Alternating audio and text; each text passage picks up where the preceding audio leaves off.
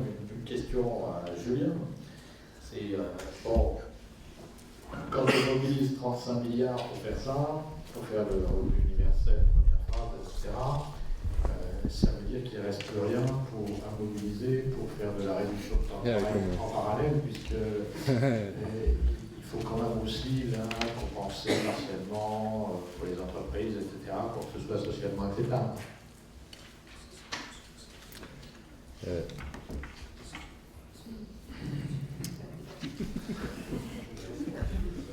En même temps, enfin, il y a la réponse, disons, qui n'est pas une réponse évidente, de dire on a bien mis 40 milliards pour baisser le coût des entreprises. Alors est-ce qu'on ne peut pas mettre 35 pour maîtriser socialement le temps partiel, permettre aux étudiants de mieux étudier, sachant que les statistiques montrent que lorsqu'ils travaillent trop, ça se fait au détriment de leurs études, c'est eux qui ont le plus d'échecs à l'université.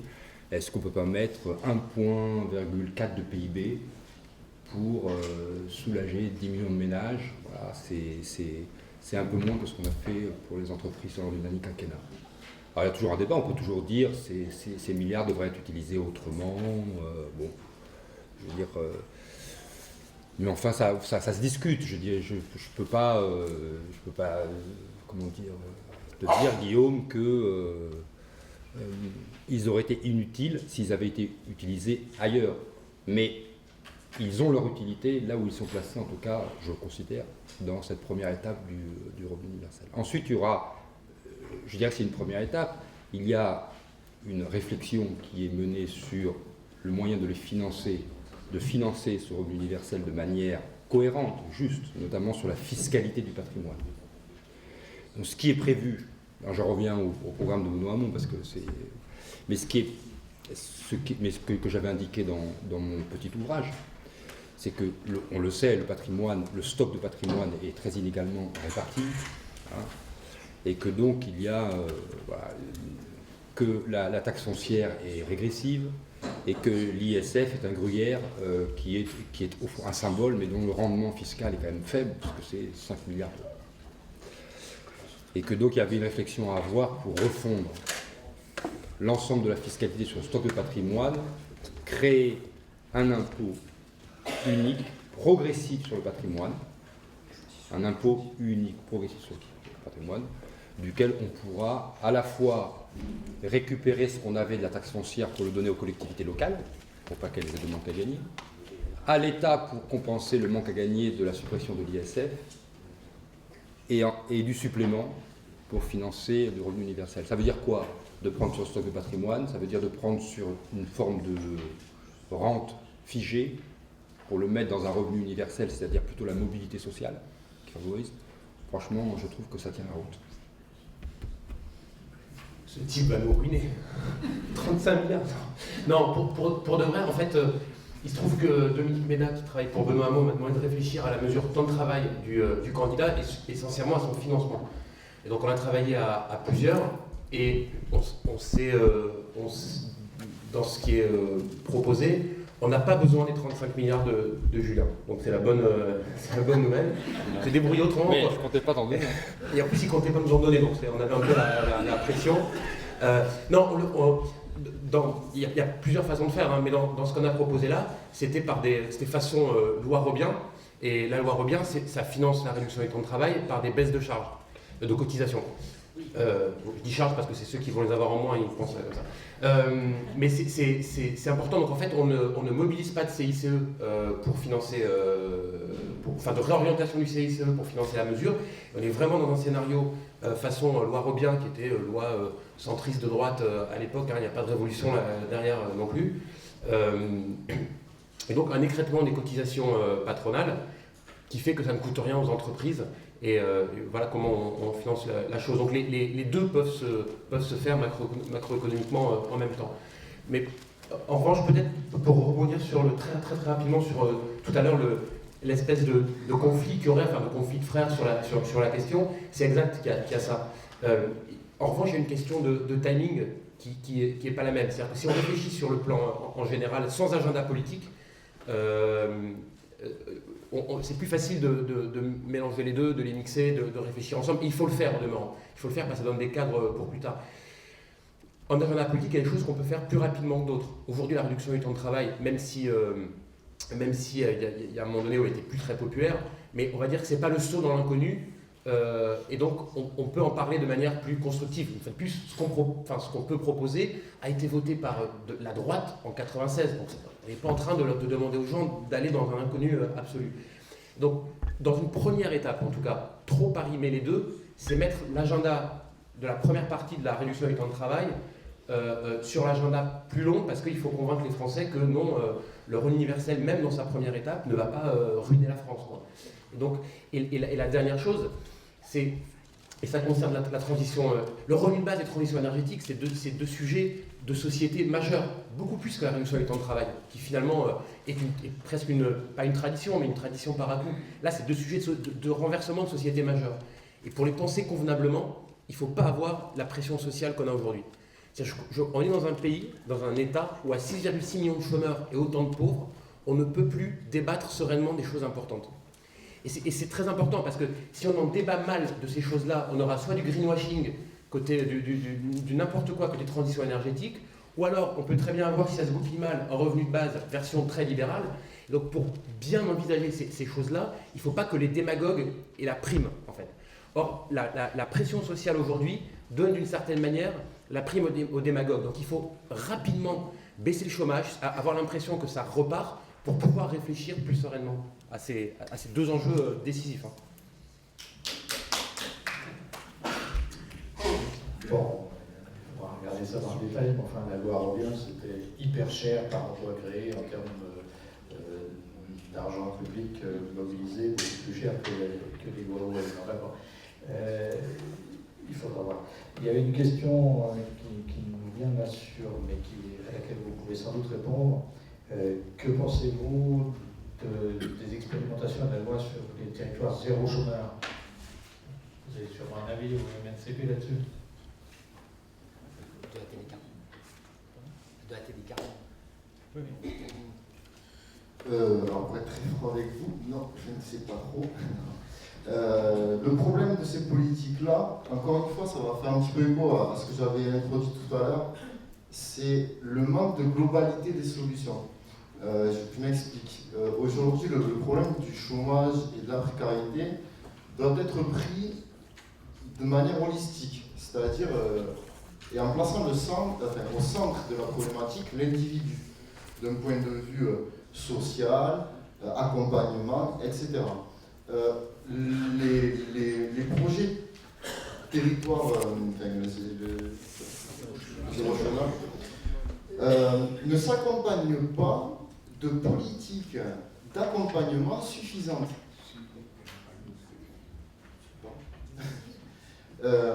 Parce que aujourd'hui on considère le chômage, un petit peu comme vous venez d'expliquer, et essayer de résorber la courbe du chômage en termes de chiffres.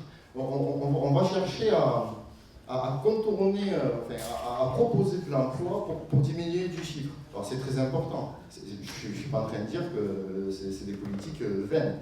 Par contre, notre logique, en tout cas au sein du mouvement, avec l'avantage qu'on a, c'est-à-dire qu'on a un mouvement national, c'est-à-dire qu'il y a un maillage territorial qui est fait dans des régions diverses et variées. Donc, ce que nous on constate, c'est le manque de globalité dans les approches. Voilà. Et de replacer l'être humain au centre du travail et donc de la société. Très vite. Non, mais j'ai pas d'avis. D'abord, j'ai pas une connaissance. J'en sais rien, moi j'ai découvert. J'ai pas de connaissance très fine de l'initiative Territoire Zéro Chômeur, mais d'abord je pense que c'est en fait d'abord de l'expérimentation qui n'est en réalité pas véritablement commencée. C'est-à-dire que l'ensemble. Non mais opérationnel ou pas? Oui. Très récemment, parce que moi j'ai lu les derniers documents où en fait tout était en place en quelque sorte, tout était prêt. Je suis au bureau de l'association, donc ça a commencé dans 4 territoires, il y a eu une centaine d'embauches, mais on est en phase de démarrage. Voilà, on est d'accord, finalement c'est le principe de l'État aux collectivités locales, employeur en dernier ressort. C'est un peu ça l'idée. C'est l'État, ou enfin la puissance publique, employeur en dernier ressort. Ah non, On crée dans chaque territoire une entreprise à but d'emploi. Enfin, allez sur le site, vous verrez. Non, mais c'est en phase de démarrage, c'est sûr. C'est en phase de démarrage. Moi, j'avais compris que C'est une c'était... expérimentation sur 10 territoires, 7 territoires ruraux et 3 territoires urbains. Pour répondre à des besoins collectifs non satisfaits, qui ne soient pas en concurrence avec les autres. Voilà, mais réalisé par, dans le cadre d'une... en fait, c'est quand même les collectivités locales et l'État qui... C'est des financements. Oui, il y a des redéploiements. C'est très territorialisé, c'est des territoires de moins de 10 000 habitants, 100 à 150 personnes par entreprise à but d'emploi, et le dispositif est spécifique à chaque région qui est libre de créer son comité de pilotage avec tous les acteurs locaux. Donc c'est très décentralisé. Non, mais j'ai... Enfin bon, bref, mon propos était de dire, ce que j'avais compris du dispositif, c'est qu'il y avait deux particularités, c'était la décentralisation et l'État aux collectivités locales, employeur en dernier ressort, soit sous forme directe, soit par la création. Voilà. Et donc je trouvais que ça valait la peine, mais moi je ne vois pas de contradiction entre, par exemple, l'universel et ces initiatives locales. Après, il y a quand même toujours une question de choix, quand même, hein, c'est-à-dire, je suis... enfin, je veux dire qu'à un moment donné, voilà, on dit les gens doivent avoir un emploi, mais est-ce que les gens choisissent? Voilà. Moi, je veux dire, on dit on est dans une société de liberté, et c'est la liberté contractuelle, que ce soit d'ailleurs avec l'État, avec les collectivités locales, ou dans le cadre avec un employeur privé. Je veux dire, le principe du contrat, c'est le principe de pouvoir dire non. Voilà. Sinon, il n'y a pas de liberté dans la société. Donc la question qui est posée, je ne dis pas que le revenu universel résout parfaitement cette question, elle contribue selon moi, c'est comment on redonne un pouvoir à l'individu qui lui permet de dire non. Voilà. Sans quoi il n'y a pas de liberté réelle. Voilà. Et moi j'interprète l'affaiblissement même de la démocratie, ce qu'on appelle les démocraties libérales aujourd'hui, comme étant la conséquence de l'affaiblissement de la liberté réelle des individus dans une société où on fait du contrat.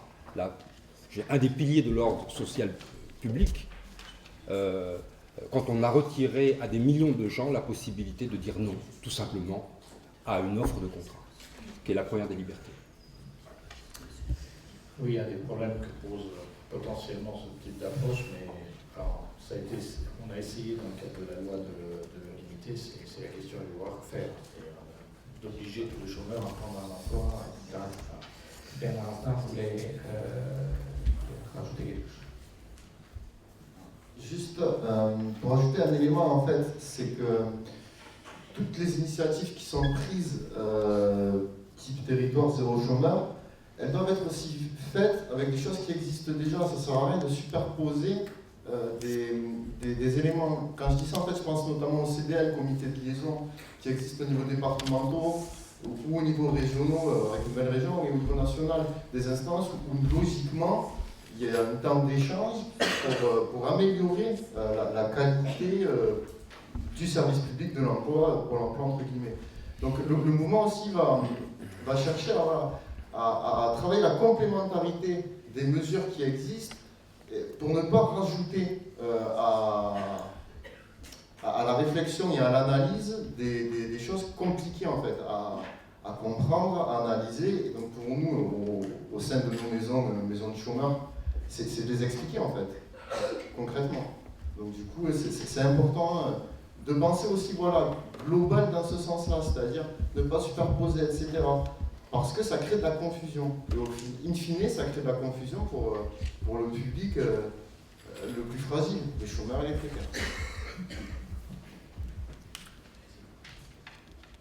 Moi, je suis assez favorable à multiplier les expérimentations, parce que il y a quelque chose de commun entre elles qui n'est peut-être pas assez signifié, qu'on n'a pas abordé là. Mais si vous prenez la façon dont Angela Merkel avait mis le paquet à l'époque sur ce qu'ils appellent le Kurzarbeit, c'est-à-dire que plutôt que de licencier des gens qui allaient avoir un coût pour la société, on donnait à peu près l'équivalent de cet argent-là pour qu'ils restent en poste et si possible qu'ils se forment.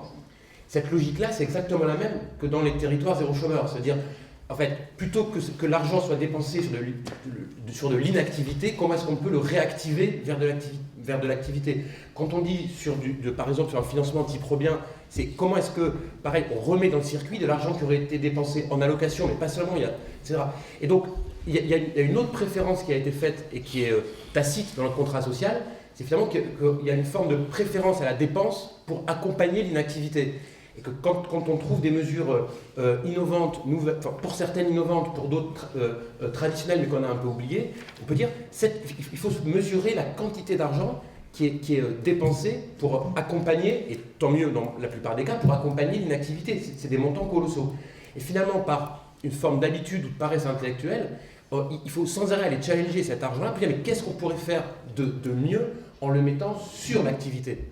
Et là, on se rend compte qu'il y a des possibilités. Et effectivement, pour des chômeurs de très longue durée, dans le cadre de ce que propose la Télécarmonde, ou pour éviter les licenciements, ou pour créer des emplois, chaque fois, c'est pas la même façon d'opérer, mais c'est la même philosophie qu'il y a derrière. Et cette philosophie-là, il faut sans doute la rendre plus visible. Dans la foulée de ce débat, il y a une question qui est posée aussi dans la salle, qui est que pensez-vous du droit à l'emploi opposable? Est-ce que ce ne serait pas un moyen d'obliger les sociétés à reprendre la question de la réduction du temps de travail? Est-ce qu'il y a... Le droit au logement opposable n'a pas été un grand succès jusqu'ici. Est-ce qu'il y a quelqu'un qui veut s'emparer de cette question?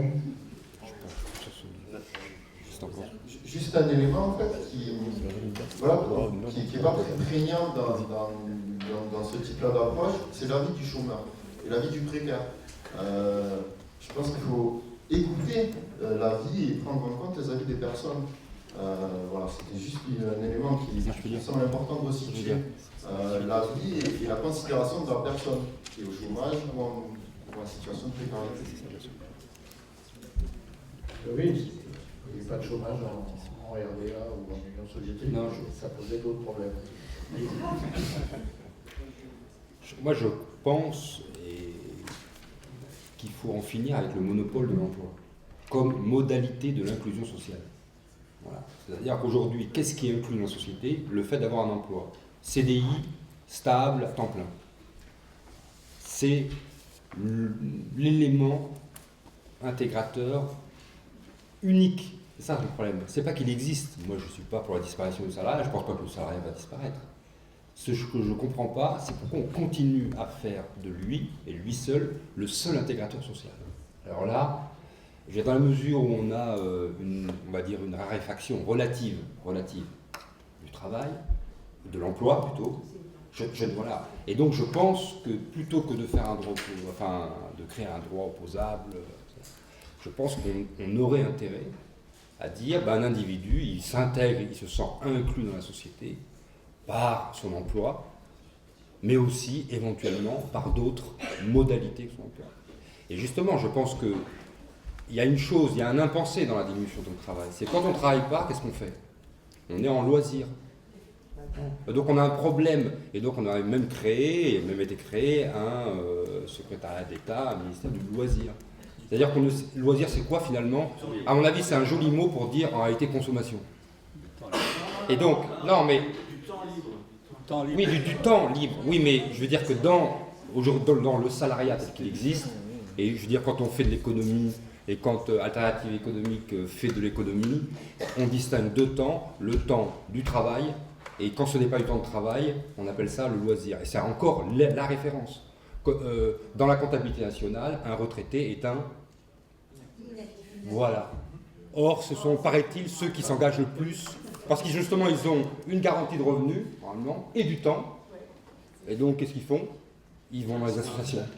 Bon. Alors, ce sont des inactifs. Donc, on a quand même un problème de référentiel, de convention sociale, et notamment de reconnaître ce qu'on cherche à faire depuis des décennies, c'est que hors de l'emploi, on sait qu'il y a des actes de production, qu'on peut être productif hors de l'emploi, mais on n'a pas trouvé encore le moyen de donner une existence sociale à ces actes de production hors de l'emploi.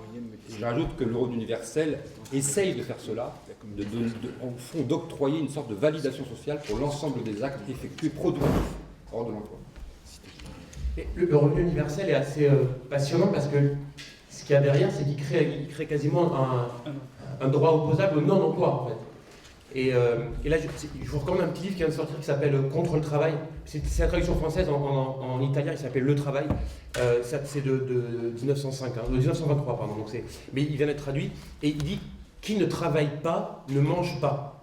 Voilà l'impératif démagogique qui prétend résoudre la question simplement en mettant en rapport le droit de manger avec l'obligation de travailler. Se pose en réalité la question du rapport entre le droit de manger et celui de ne pas travailler.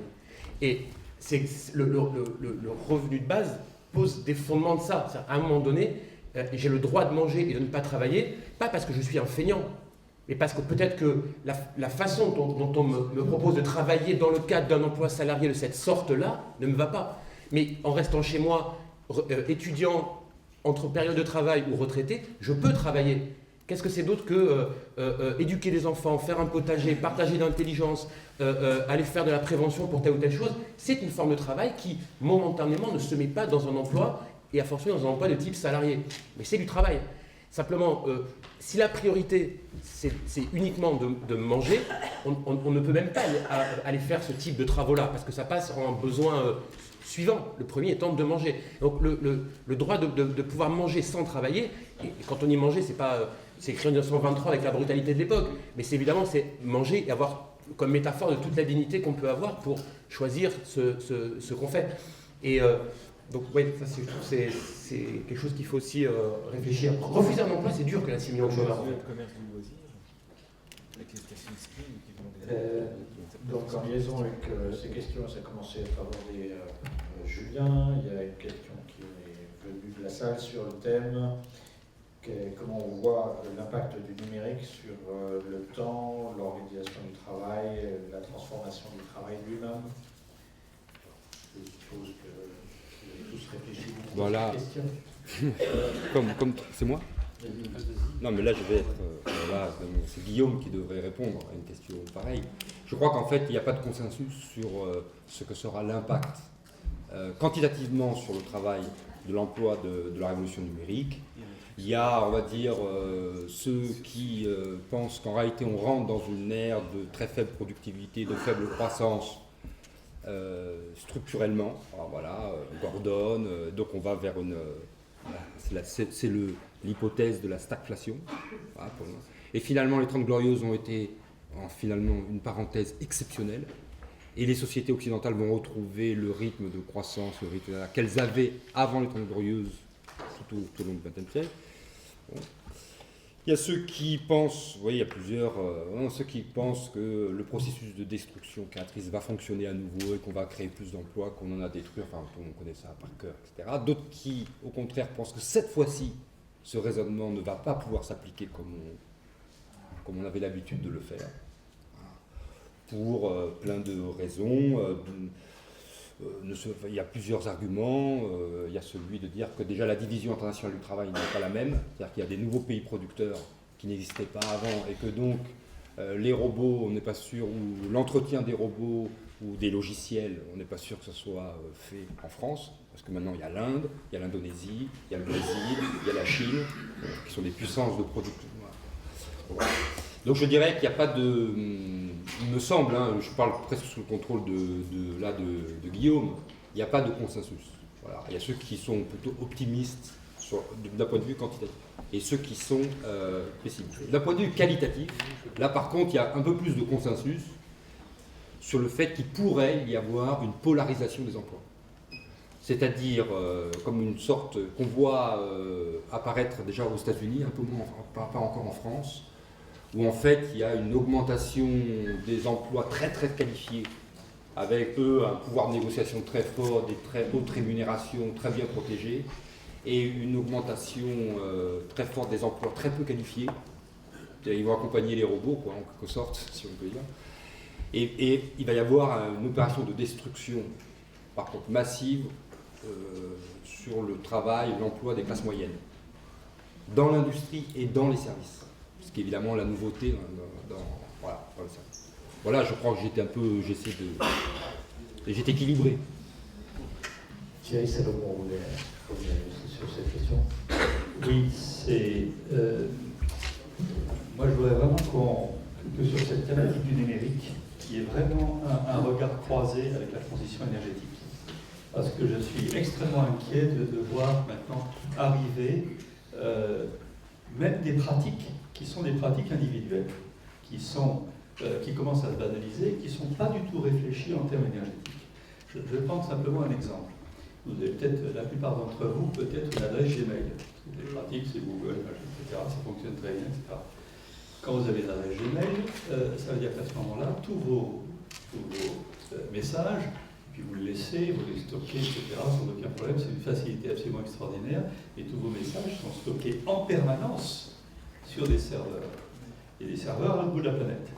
Ça veut dire que quelque part, Google s'engage gratuitement, je mets évidemment des guillemets sur le gratuitement, à faire en sorte que vous ayez votre mail.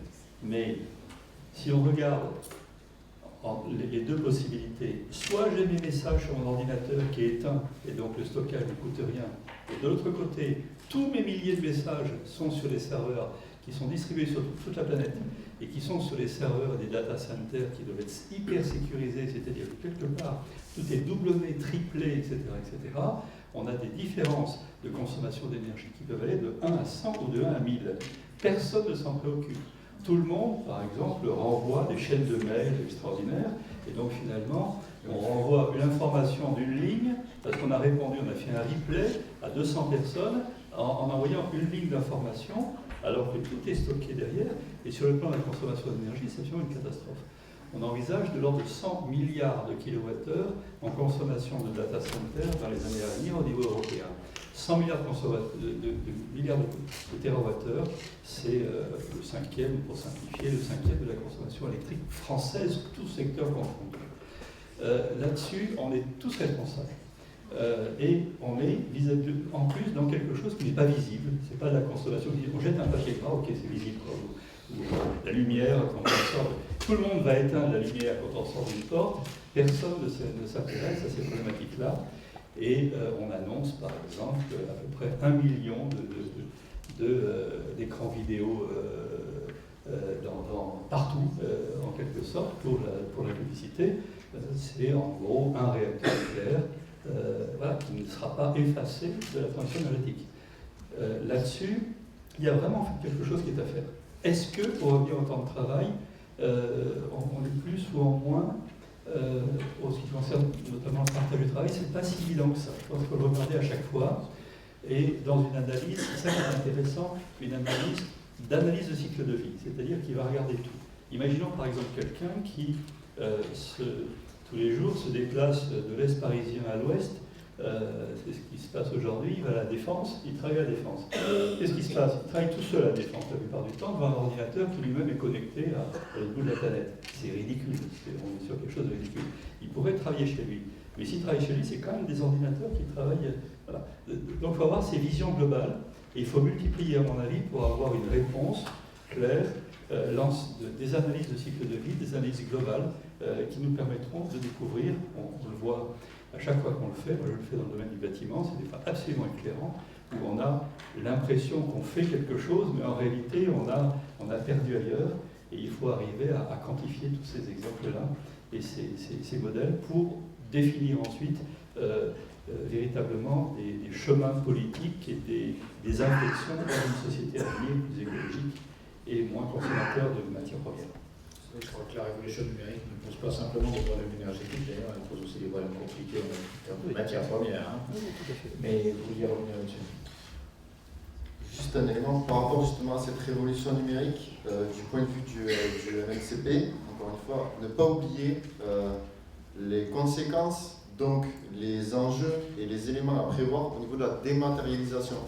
Je pense notamment à la dématérialisation de Pôle emploi, avec un public ou rural ou qui n'a pas accès au numérique, les conséquences que ça peut avoir. Donc du coup, élément à intégrer dès la réflexion de cette révolution numérique.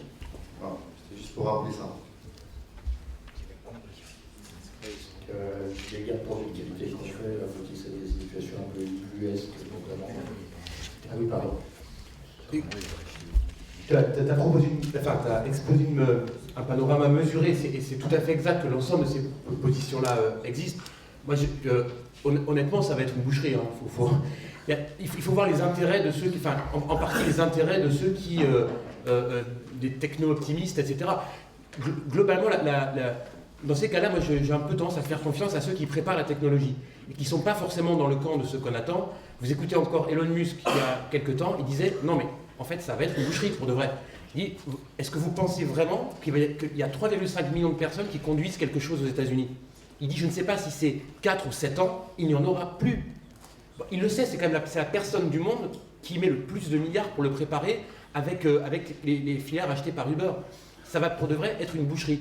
Et ce qui est exponentiel, le cerveau humain a du mal à le penser. On sait penser une augmentation arithmétique, on sait penser une augmentation géométrique, on a du mal à penser une augmentation exponentielle. Notre cerveau n'est pas fait pour ça. Et donc, ce qui est effrayant d'une part, et malheureusement le changement climatique, quand on se dit mais qu'est-ce que je peux y faire, du coup ça fait peur, du coup on se dit oh, mais sans doute il n'aura pas lieu. Alors vu que ça me fait peur, ça n'aura pas lieu. Bon, il y a un peu de ça par rapport aux robots. Une étude qui est parue la semaine dernière, des chercheurs du MIT et de Boston qui avaient essayé de chiffrer l'impact de la robotisation. C'est compliqué, c'est compliqué. Dans leur dernière livraison, il y a 1 an et demi, ils avaient dit on pense que c'est neutre. Ils viennent de refaire un papier, ils disent non, en fait on avait mal mesuré la chose. Alors, ils ne se sont intéressés qu'à un aspect. Quand on dit robotisation, il y a le vrai robot et puis ensuite il y a l'automatisation. Un logiciel, c'est pas un robot. Donc ils ont regardé en tout cas la partie robotisation qui est la plus, on va dire celle qui frappe le plus l'esprit. Ils disent pour un robot installé, c'est 3 emplois en moins directement dans le secteur et 5,6 si on va au-delà du secteur. Et le papier a été repris, y compris là par le Figaro, par plutôt, enfin en France mais pas ailleurs, il a assez marqué parce qu'il est assez robuste sur le plan mathématique et assez convaincant. Pour de vrai, on a beau essayer de s'en méfier. Ça ne veut pas dire qu'il n'y a pas d'emploi qui sera créé par ailleurs. C'est-à-dire que là aussi, le débat est mal posé. Pas ici, hein, mais le débat est mal posé. On dit la fin du travail. Non, la fin du travail, il n'y aura jamais de fin du travail. Enfin, ça, on le sait tous qu'il n'y aura pas de fin du travail. Donc si on rentre sur la fin du travail, quelqu'un dit, mais non, il y en aura toujours. Bien sûr, donc la fin du travail, non. La raréfaction, oui, un peu. Et la question c'est que ce un peu de raréfaction, c'est beaucoup de chômeurs. Je vous donne un exemple. En France, si on arrive à faire, grâce à des robots, à des logiciels, à du nouveau management, si on arrive à faire à 95 ce qu'on faisait avant à 100, quand on l'applique à la population active, ça fait 1 million de personnes en moins. Or, qui peut se dire qu'on ne va pas arriver à faire à 95, aidé par tout ce qui arrive et la force de tout ce qui arrive, qu'on va parler dans tout un tas de secteurs, à faire à 95 qu'on faisait à 100. 95, ce n'est pas la disparition de l'emploi, ce n'est pas la fin du travail, mais simplement les 5 qui manquent, quand on les multiplie, ça fait 1 million. Et 1 million qui viennent se rajouter sur les 6 millions qu'il y a déjà. Et les démocraties ne tiennent pas avec tant de chômeurs que ça. Et donc au bout d'un moment, les solutions, donc il y a un vrai problème. Donc dire ça n'arrivera pas. Peut-être que ce qui va se passer en 50 ans, je n'en ai aucune idée. En tout cas, quand vous regardez Bill Gates, quand vous regardez Branson, quand vous regardez Elon Musk, quand vous regardez Summers, etc., ils vous disent, non mais nous, les machines qu'on prépare, elles détruiront les emplois. Simplement, entre-temps, il se passe un truc qui est encore, on va dire, qui fait bugger un peu la réflexion, c'est ce que j'appelle l'effet ligne 1 du métro à Paris. L'effet ligne 1, c'est une ligne qui a été automatisée. Donc avant, il y avait un chauffeur, un conducteur, maintenant il n'y en a plus. Mais entre-temps, sur la ligne 1, il y avait et les chauffeurs et les ouvriers qui faisaient le chantier. Et donc, en termes d'emploi, momentanément, la ligne 1, elle s'est retrouvée avec plus de personnes qui travaillaient qu'avant. Simplement, les ouvriers sont partis, les chauffeurs sont partis, la ligne 1 est automatisée, et ça avait été pensé pour ça, pour baisser le coût du travail sur la ligne 1. Donc il ne faut pas se leurrer. Donc actuellement, il y a même un effet de plugage, d'installation des robots, etc. Ils ont été faits pour durer quand même. Donc oui, il y a de l'entretien, oui, il y a quelques nouveaux métiers de robotique qui vont arriver, même peut-être beaucoup, mais ils ont été pensés parce que ça coûte moins cher. À part dans quelques secteurs type la chirurgie, où là, c'est soutenu par la puissance publique ou par des fondations privées. Donc on est prêt à ce qu'il y ait le chirurgien plus son robot pour que l'opération soit plus précise, etc. Donc il n'y aura pas de destruction d'emploi pour aller opérer un cerveau, soyons très clairs. Mais ça, c'est parce que c'est soutenu par l'argent public. Pour tout le reste, est-ce que vous imaginez un PDG dire « Est-ce qu'on va faire, j'ai trouvé un robot qui coûte plus cher que les gens qui font le même boulot ?» On est bien d'accord pour l'administration, on vote, on met ça. Mais c'est jamais le cas. Mais jamais le cas. Alors bien sûr, il peut y avoir de la croissance de certains secteurs. Est-ce qu'il y a des métiers qui vont apparaître? Oui. Mais sur le solde, ceux qui sont vraiment en préparation du monde d'après, le solde, ils en sont très inquiets. Et c'est ce qui fait que la plupart se prononcent et pour la réduction du temps de travail et pour le revenu de base. Quasiment tous, ils ont pris position pour les deux. Donc leur réflexion, elle est une fois de plus, ils n'ont pas raison parce qu'ils sont milliardaires, mais en revanche, ils ont peut-être raison par la compréhension très précise de là où ils sont en train de mettre les milliards de demain. Je crois qu'ils ont pas la parole. Les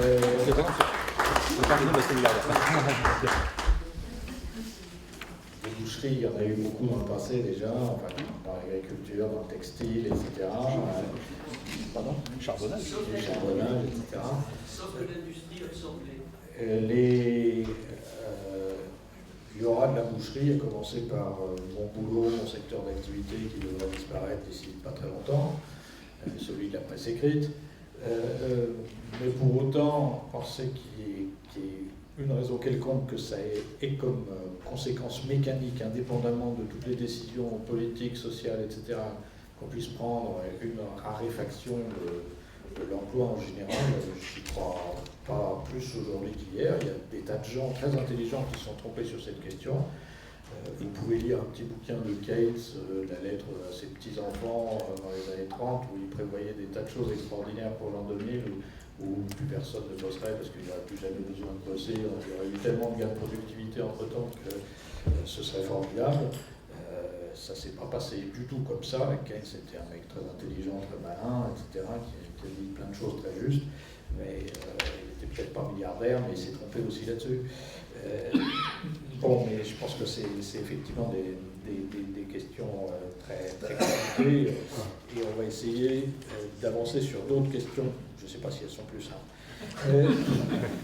Donc, une question précise qui portait, est-ce qu'on ne pourrait pas partager le temps de travail entre les seniors à temps plein et des jeunes diplômés qui n'accèdent pas à l'emploi? Donc ça fait partie des éléments qu'on n'a pas beaucoup discuté ici, sur l'organisation de la réduction du temps de travail éventuelle à une autre échelle que celle de la semaine de travail, mais sur l'ensemble de la vie de travail, en particulier, donc, bien sûr, les histoires de seniors. Donc, M. Macron, qui devrait être, selon toute probabilité, notre futur président, pensait qu'il fallait travailler de manière différente suivant l'âge des gens, que les jeunes devaient travailler beaucoup, les plus moins, etc. Qu'est-ce qu'on pense de ces choses-là? Est-ce que ça peut être un élément de solution, un élément pour réduire le temps de travail, mais de façon différenciée suivant l'âge?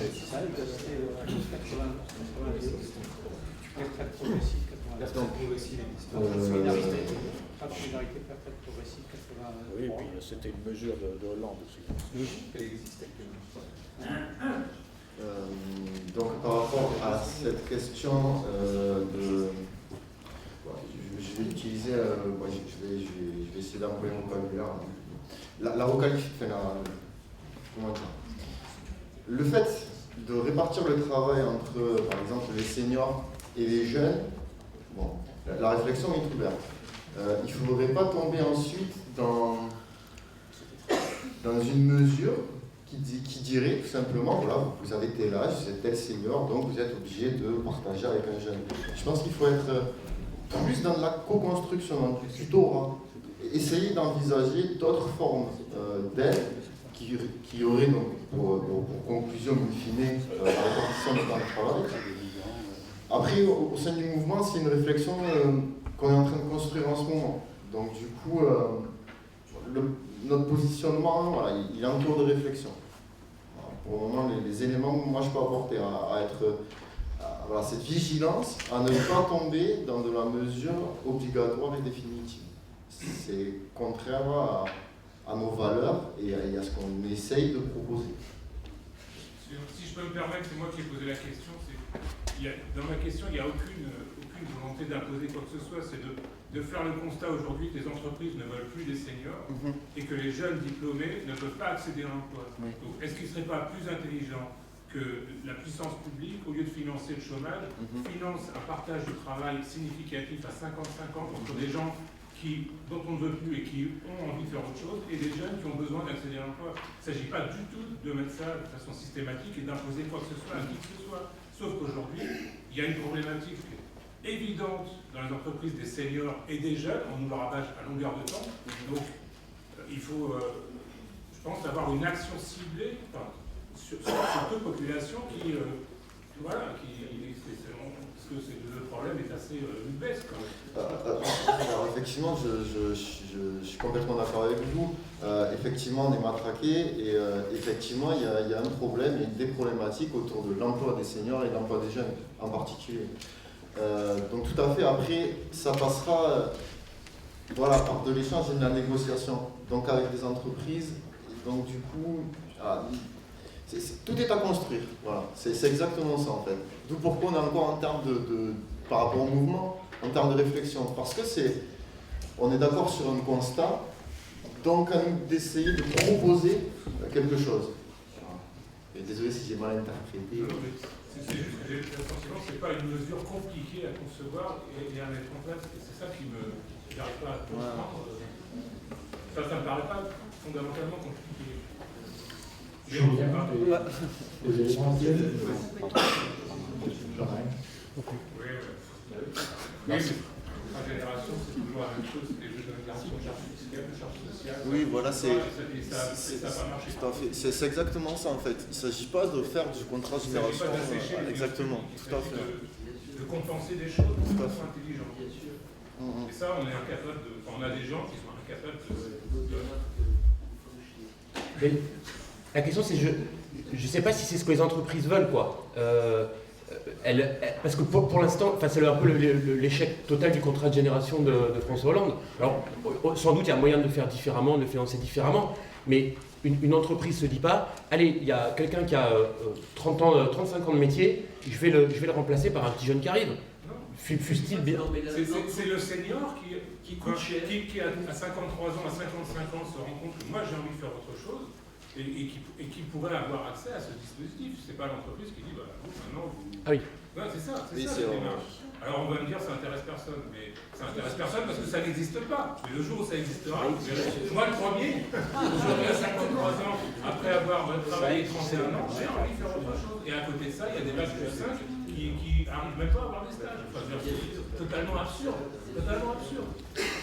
Je sais qu'au Danemark, il y a un droit au temps partiel. C'est-à-dire que le droit au temps partiel au Danemark, c'est une fois qu'on est en entreprise depuis suffisamment de temps et qu'on prévient suffisamment en avance, l'entreprise ne peut pas refuser le fait de passer à temps partiel. Et donc, il pourrait s'imaginer quelque chose comme ça pour le retrait de la vie active après un certain temps passé ou cotisé. Mais à mon avis, c'est aujourd'hui plus... Les pays scandinaves sont beaucoup plus mûrs pour réfléchir à une question de ce type-là, pour le retrait progressif ou pas de la vie active, et volontaire en tout cas. En France, ça a l'air encore compliqué. Mais ça ne veut pas dire qu'il ne faut pas le proposer, en faire la promotion. On l'a fait il y a 30 ans. Hein. C'est des contrats de solidarité, pré-retraite progressive, ça existait il y a 30 ans. Oui, c'était assez coûteux en termes d'argent public. Hein? Non, mais c'est pour dire, c'est pas nouveau. Ouais. Donc il y avait des questions encore sur le revenu universel. Tu as l'air de le regretter. Quand on dit revenu universel en complément d'un revenu de précaire, ça veut dire qu'on entérine le fait de subir un emploi à temps partiel. Donc est-ce que ce n'est pas un moyen de pérenniser le travail précaire? Et une autre question sur la taxe à 27%. Donc c'est une taxe proportionnelle, c'est pas vraiment progressif le truc, et ça pèse plus en fait sur les bas revenus. Est-ce que c'est on peut voir ça comme une banalisation de la précarité, mais on peut voir ça, enfin quand on passe quand même dans une étape 1, en attendant donc l'étape 2. Julien, oui. Encore juste une question comme ça, on fait un lot. Ah oui. C'était, avec le revenu universel jusqu'à 1,9 SMIC, n'y a-t-il pas un risque de seuil pour les entreprises? Et seuil. Alors la précarité, quand on passe de 500 pour un mi-temps, 570 à 950,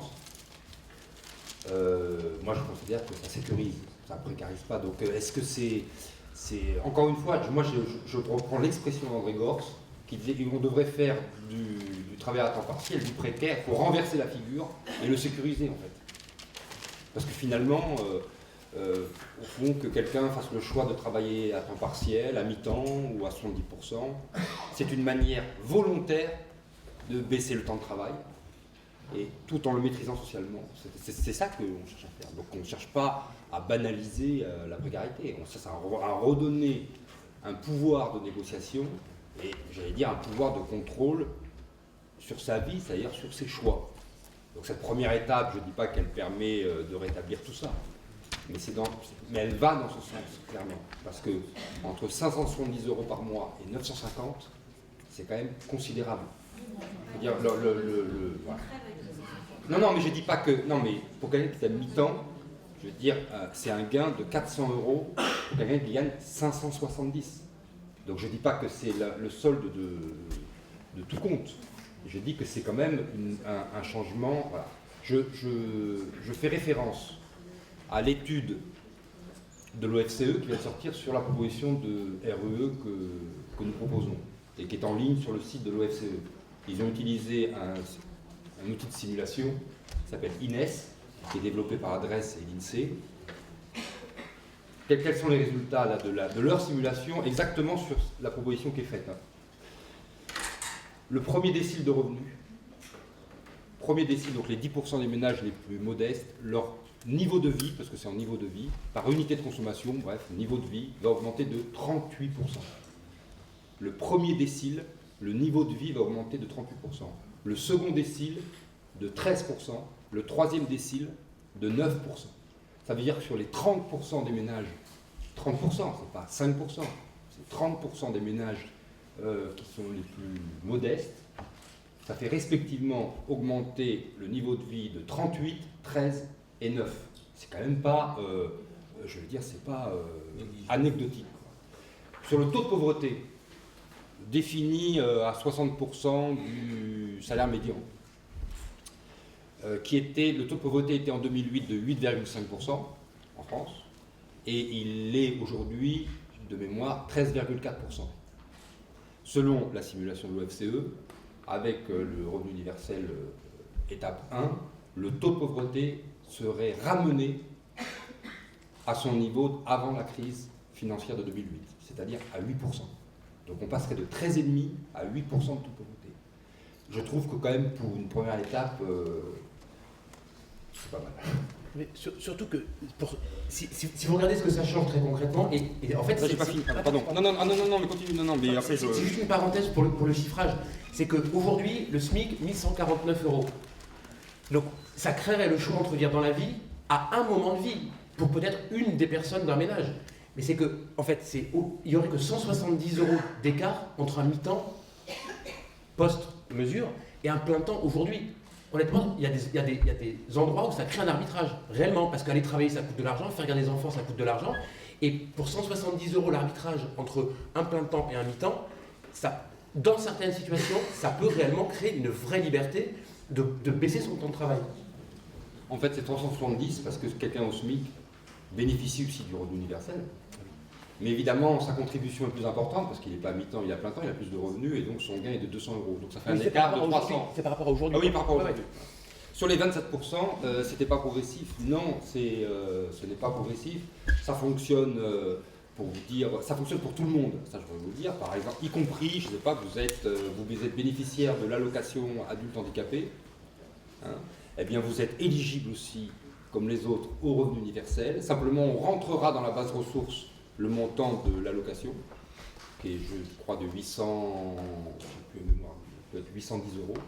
Et donc, on prélèvera, enfin l'administration prélèvera 27% des 810. Donc, il aura les 600 € du revenu universel, son allocation adulte handicapé, et il payera une contribution de 27%.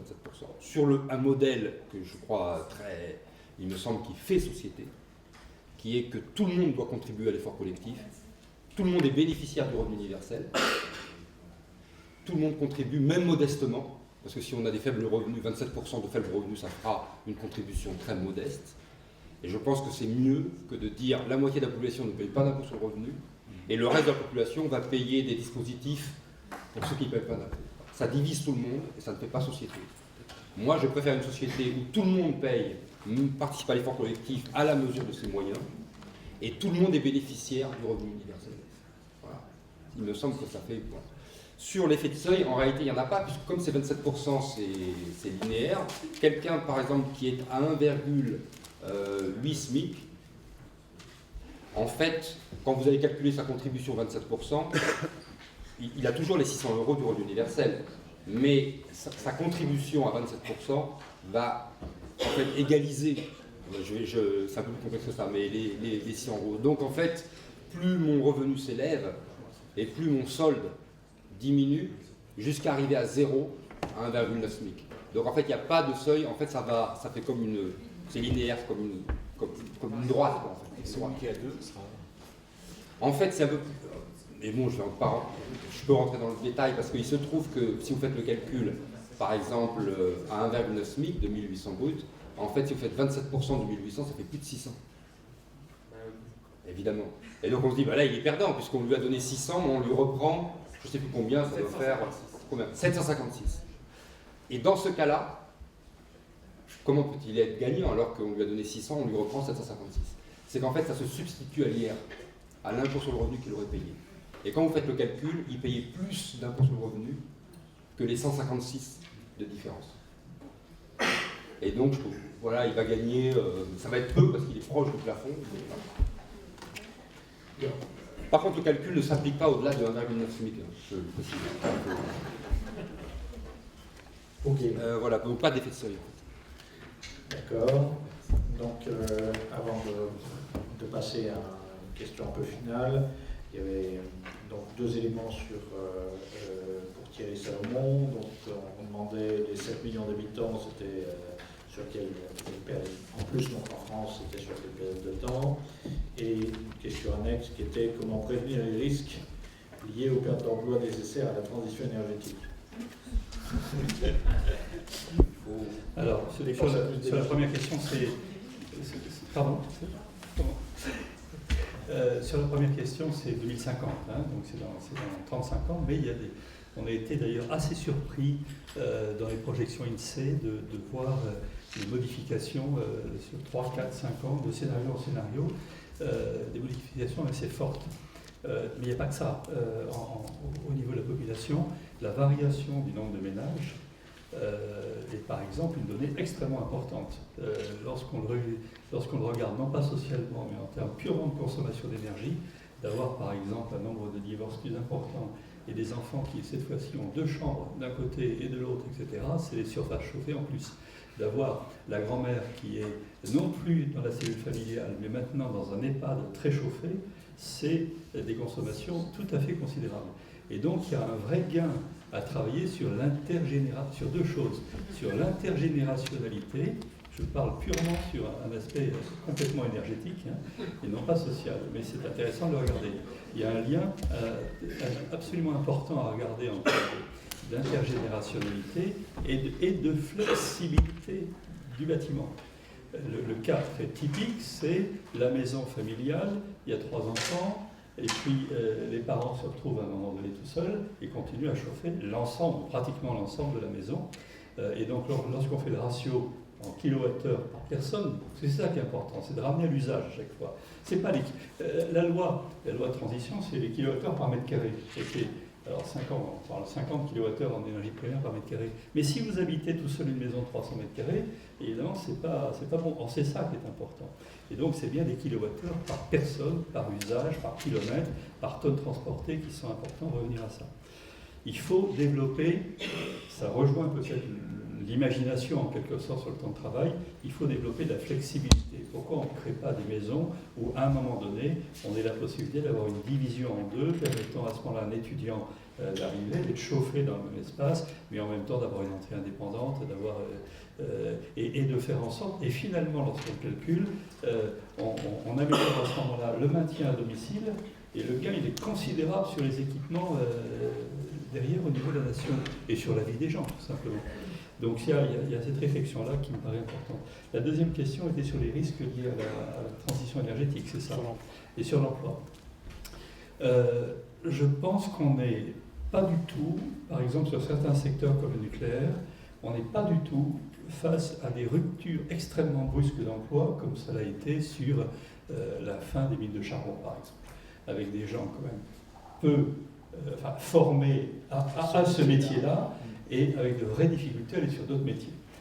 Justement, la numérisation maintenant permet d'avoir des métiers plus importants. On a extrêmement peu de métiers dans le nucléaire proprement dit, c'est-à-dire dans des gens capables d'intervenir sur la partie nucléaire. Par contre, des problématiques d'entretien, des problématiques de maintenance, c'est des problématiques générales, si vous voulez. Donc, et puis, on a, contrairement aux mines de charbon qu'on ferme du jour au lendemain puis terminé, on a un chantier d'à peu près un siècle à 150 ans qui est sur le démantèlement des centrales nucléaires. Et là, il y a de l'argent. Enfin, il y a de l'argent, il y a du travail. Ça va nous coûter cher. Et ça nous coûte cher. C'est nous qui l'avons payé. Là, on a un vrai problème de grenades dégoupillées laissées aux générations à venir, sur lequel il faut véritablement se porter. Lorsqu'on regarde les emplois qui sont dans le domaine de la transition, enfin dans le domaine de l'énergie, on a bien des transferts d'emplois possibles dans des métiers techniques ou technologiques, dans l'entretien, dans la maintenance, sans trop de difficultés. S'il y a un basculement, par exemple, de la pétrochimie d'aujourd'hui vers la biochimie, c'est-à-dire vers la réalisation de matériaux d'origine biosourcée, à partir de biomasse et non à partir de pétrole, c'est toujours des chimistes, c'est toujours des usines qui vont être semblables. Et puis, il y a des vrais, il faut bien voir qu'en termes d'emploi, des scénarios comme celui qu'on a construit, c'est à la fois c'est intéressant parce que c'est à la fois des scénarios territoriaux sur lesquels on va créer de l'emploi qui peuvent être des emplois relativement simples dans le domaine, par exemple, de l'agriculture, de la forêt, des sous-produits, etc., etc. Donc on est bien sur des emplois qui, je ne dis pas qu'ils ne soient pas non qualifiés, mais sur lesquels il n'y a pas besoin d'avoir fait des études, de 10 ans d'études supérieures et d'être en capacité de gérer du numérique pour pouvoir y arriver.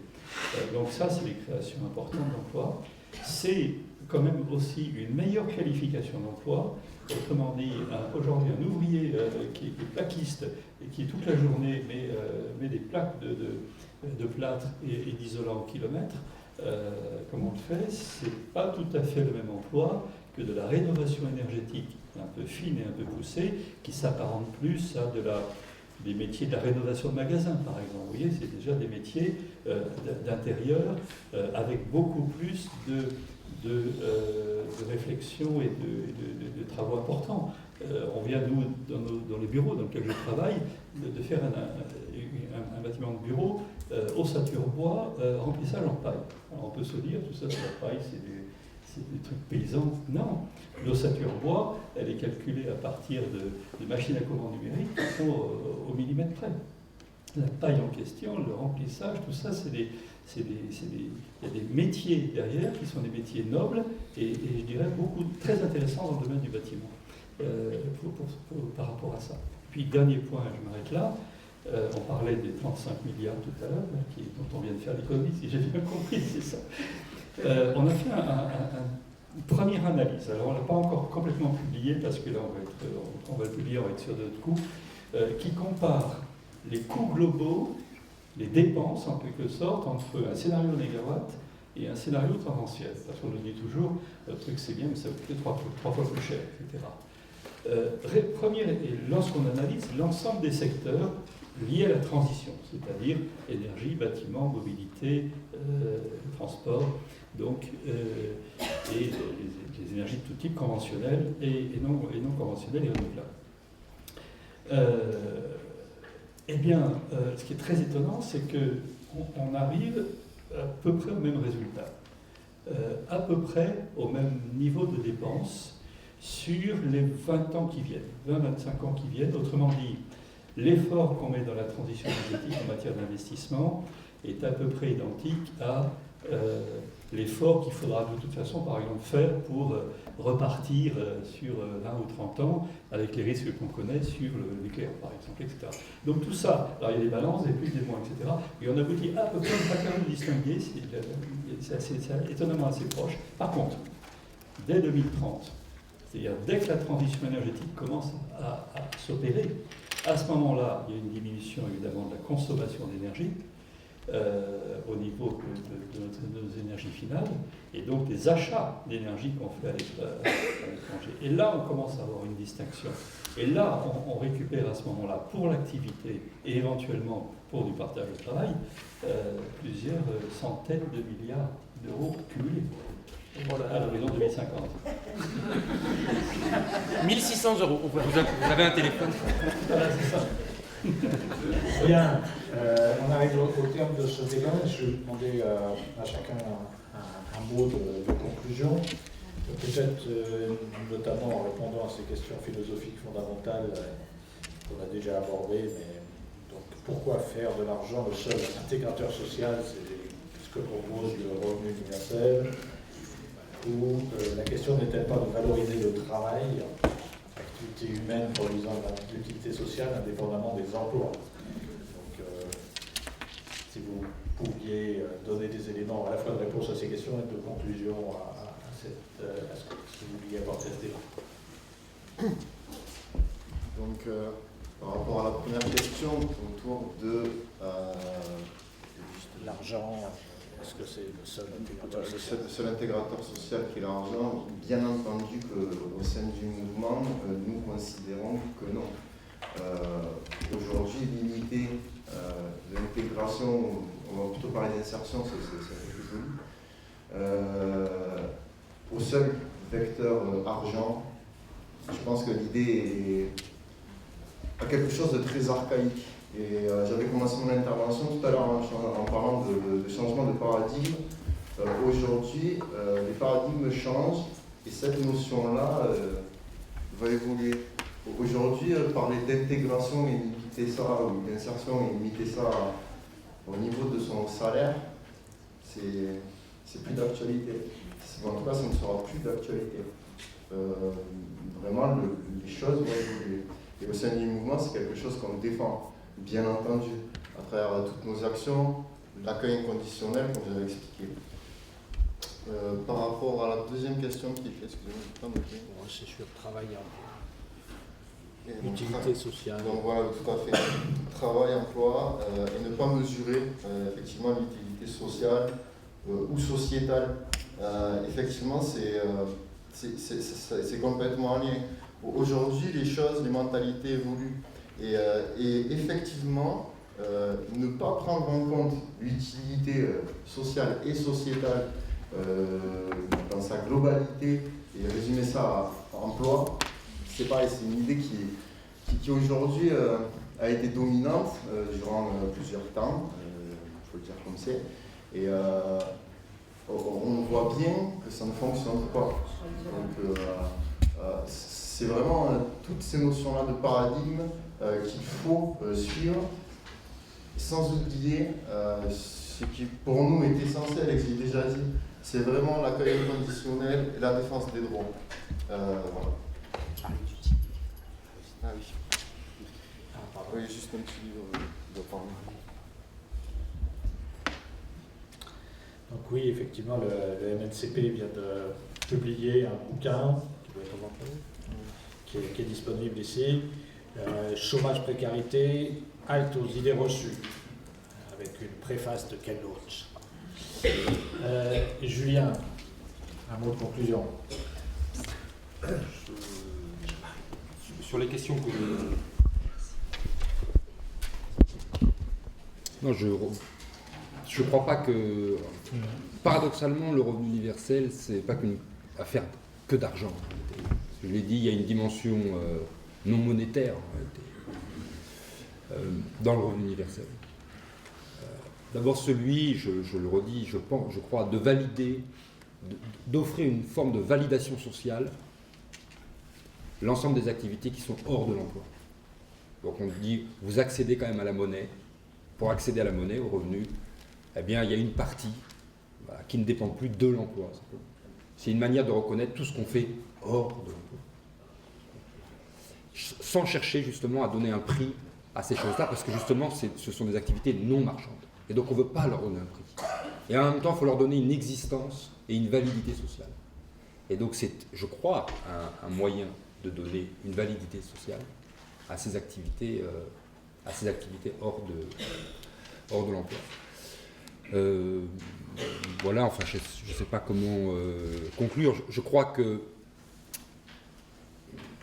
mais peut-être ai-je tort, je pense que c'est une pente naturelle des sociétés d'aller vers une forme de revenu universel Je le constate en réalité depuis longtemps, parce que quelles que sont nos politiques publiques, en fait. On n'arrête pas de vouloir étendre en longueur les dispositifs, c'est-à-dire étendre le RSA aux 18 ans, ce que voulait Manuel Valls et d'autres, ou l'accord entre les partenaires sociaux sur l'assurance chômage, pas celui qui vient de signer, le précédent, c'est-à-dire les droits rechargeables, a eu pour conséquence de rallonger les droits à l'indemnisation. Je pourrais recharger mes droits. Et donc on n'arrête pas de faire quoi en fait, avec des dispositifs qui n'ont pas été conçus pour cela, parce que c'était issu, de rallonger, d'élargir le spectre, de rallonger les droits, et en fait en filigrane, qu'est-ce qu'on est en train de faire? De dessiner la nécessité d'un revenu en fait permanent. C'est ce que je crois qui se dessine. Et je pense que la baisse du temps de travail et la reconnaissance d'un nouveau pilier de sécurité sociale qui ne serait plus la santé mais qui serait un socle de revenus, je pense que c'est une pente naturelle de nos sociétés. Plus qu'une grande vision utopique comme ça tombée du ciel. Oui, on a un tout petit peu esquivé parfois le rapport entre temps de travail et changement énergétique, climatique, transition énergétique. Moi, je suis strictement incapable de le chiffrer. C'est difficile. Je vois que Macron a commencé la cohabitation intergénérationnelle quand même, donc peut-être qu'il y a un truc là-dessus. Mais nous, en revanche, ce qui est certain, c'est que oui. Dans le même bureau, oui. On fait dans le même bureau. C'est que la vie pressée presse la planète. C'est-à-dire que si on travaille 40 heures par semaine, eh ben on va vite manger avec des emballages plastiques, etc. Comme on a très peu de loisirs, on va partir 2 fois par an, mais très loin, aux Seychelles. Et enfin, je caricature, mais il y a de ça.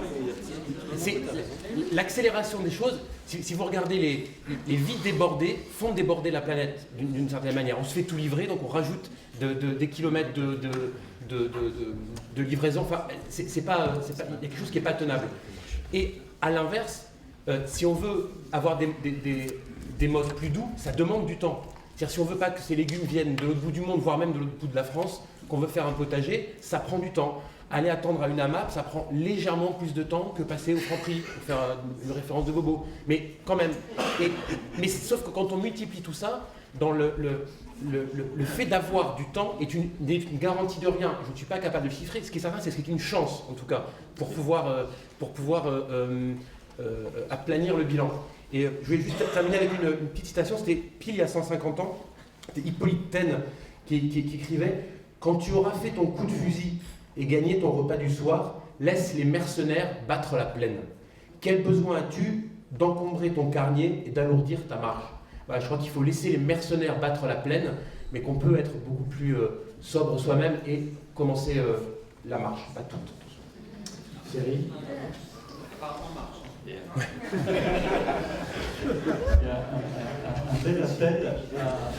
un bel appel à la sobriété. Et effectivement, le fait d'avoir du temps permet d'avoir du temps aussi pour créer soi-même, pour faire son jardin, pour effectivement ralentir un peu. Et généralement, lorsqu'on ralentit, on consomme moins d'énergie. Ça c'est tout à fait évident, y compris dans la vie de tous les jours. Cela étant, je pense qu'il faut faire attention parce qu'il peut y avoir des effets, non pas pervers, mais il faut avoir une analyse qui soit globale. Et moi, la conclusion pour moi est de dire, faisons maintenant travailler. Au point où on en est, nous, ingénieurs, là, et scénaristes de scénarios, on a besoin de travailler avec des sociologues, on a besoin de travailler avec des gens de culture, on a besoin de travailler avec des gens du secteur de la santé. On est au bout de ce qu'on a pu faire, mais on progressera si on analyse les co-bénéfices. Et si en même temps, nous portons un regard, nous, ingénieurs et thermiciens, énergéticiens, portons un regard sur l'énergie là où vous ne le portez pas. C'est un petit peu mes exemples de tout à l'heure dans l'habitat intergénérationnel. Moi, je me souviens comme ça, où j'avais été dans une manifestation où il y avait une association de Lille qui faisait énormément de choses sur l'intergénérationnel. Et je leur ai dit ça, mais vous gagnez aussi ça là-dessus. Ils n'avaient jamais imaginé que quelque part, ça pouvait être un bénéfice et en même temps, pour eux, un point fort dans leur association à indiquer. Cela étant, il peut y avoir des effets qu'il faut bien analyser. Je prends un tout petit exemple, très bête. Imaginez un emploi. On dit formidable, on va le diviser en deux. Il y a 2 mi-temps. Il y a un premier mi-temps, il se fait le lundi, mardi, mercredi matin, et l'autre se fait le mercredi matin vendredi, samedi. Si les gens viennent en voiture avec chacun des voitures séparées, ça fait 6 déplacements au lieu de 5. Vous augmentez mécaniquement tout de suite la consommation d'énergie de 20%. Alors que vous pouvez avoir un discours formidable sur l'emploi, on a partagé, on a 2 emplois en moins, etc., etc. Donc c'est pas si simple, et il faut le regarder, c'est ma conclusion, de façon très systémique entre disciplines. Bien, donc ce sera le mot de la fin de cette table ronde. On a un peu débordé, mais ça démarre dans 5 minutes. On va reprendre à 16h15. 16h15, donc ici pour la table ronde.